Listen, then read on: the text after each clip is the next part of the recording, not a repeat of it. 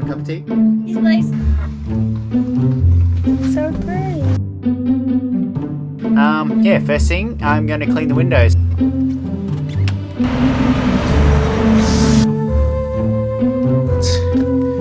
One of the biggest, tallest trees in New South Wales is around here, we believe.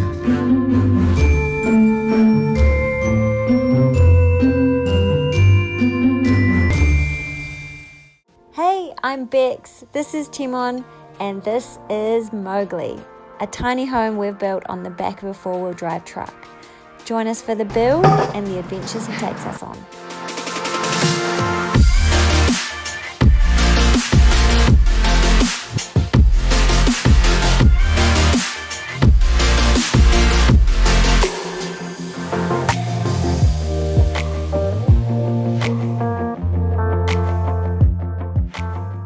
Be able to see me with light from. Nope. It is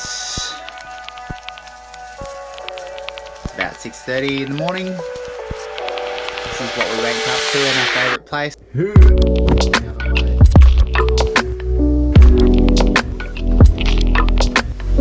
So pretty. No one's on the barbecue this morning. Pretty cool, hey. Do you want a cup of tea? Yes, please. Okay. I'm on TD digital. TD digital. It's a bit. It's a bit.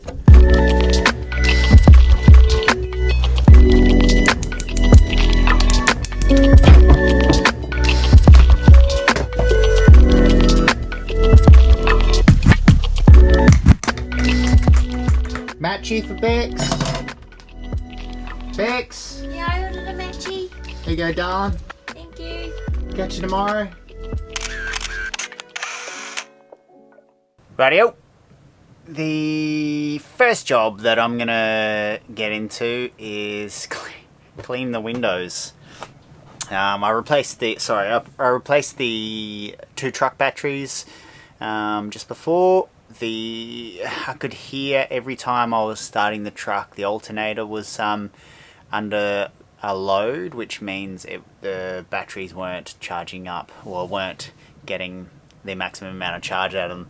And rather than just let them die, I have just replaced them. They're about 3 years old anyway, so that's pretty good for batteries. Yeah, first thing, I'm going to clean the windows because we're about to head off and I've got an idea for a little video and we need clean windows for it, so let's roll. One benefit of being an arborist. Yes.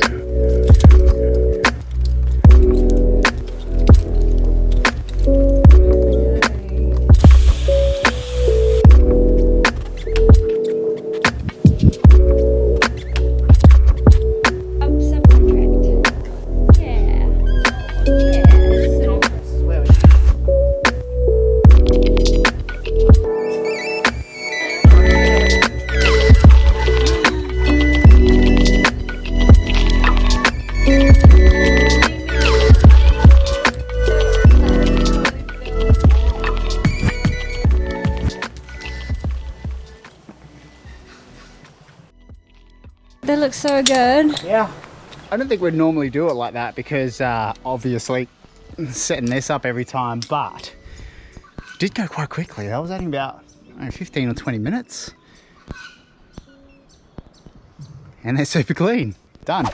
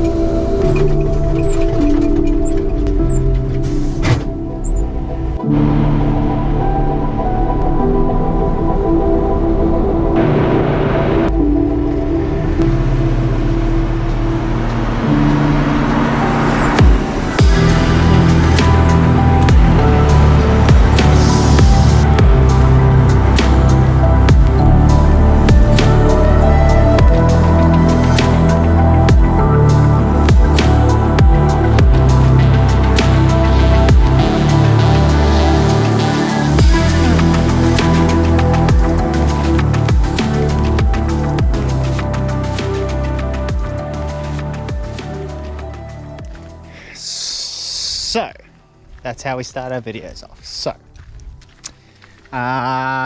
14 months ago, the bushfire, all the bushfires, one of the bushfires came through here. This place was just, I'm not sure if we've got any B-roll of this, but scorched, like black scorched. It came through here. Footage of us driving on the highway. Yeah, we've got a little bit of footage, but we didn't take that much. There is a one of the biggest tallest trees in New South Wales is around here, we believe. I think it's like 77 meters or 75. It's got a name. It's called blotchy, big spotted gum.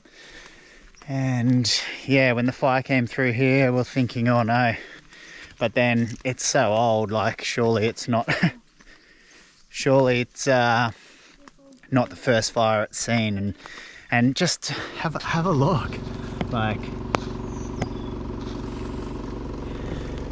besides the, It's sad because this used to be like really lush rainforest. yeah, And just so stunning. it definitely looks quite different, even though it still looks not too bad. What are you doing? Snake. Where was the snake? There was a snake. But yeah, it does look. It definitely doesn't look anywhere near as pristine and nice as what it did. But I am so surprised that all the underbrush has just been nailed, and all the trees, almost every single one of the trees is just like powering on. Oh my god, I think it looks twice as big. So do you want to tell the story of why Blotchy's still here?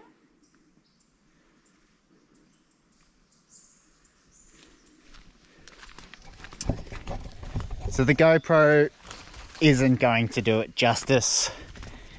You're just going to have to believe it's massive. To give you an idea. Oh my gosh. So this area was cut down for logging. So it was logged years and years and years ago. And the story has it that this one was left back then because it was too big. Too big. Too big. Not sure if that's an accurate story, but it doesn't matter. It sounds great. And Bex, do you want to go up against it so people can see how wide it is? Maybe from this.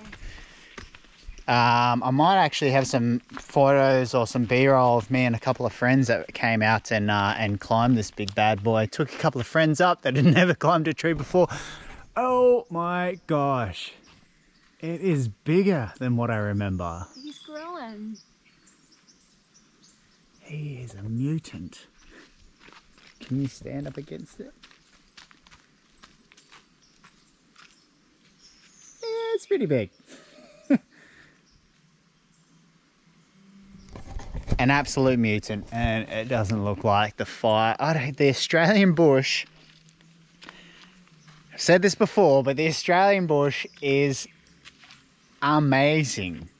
When you think about, we came across, because after the bushfires went through, we were doing a lot of the hazard trees that were burnt out that were going to fall on the power line. So we worked on bushfire trees for about a year. And so we saw a lot of interesting stuff. We saw melted tin, melted aluminium, melted metal.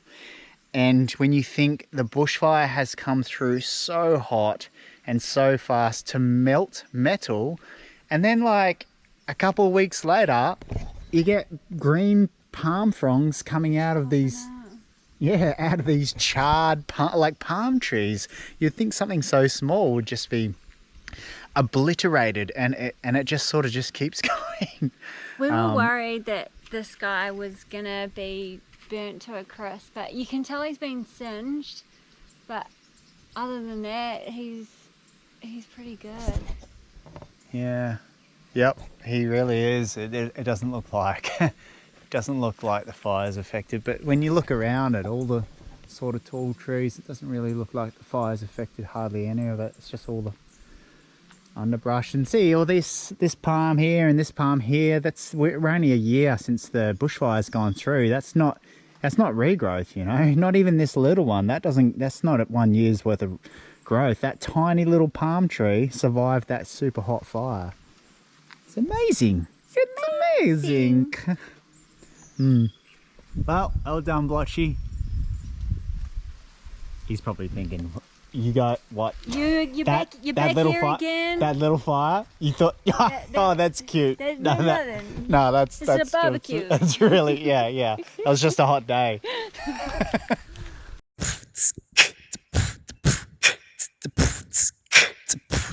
Where are you going, paper boy? Riding your bike today.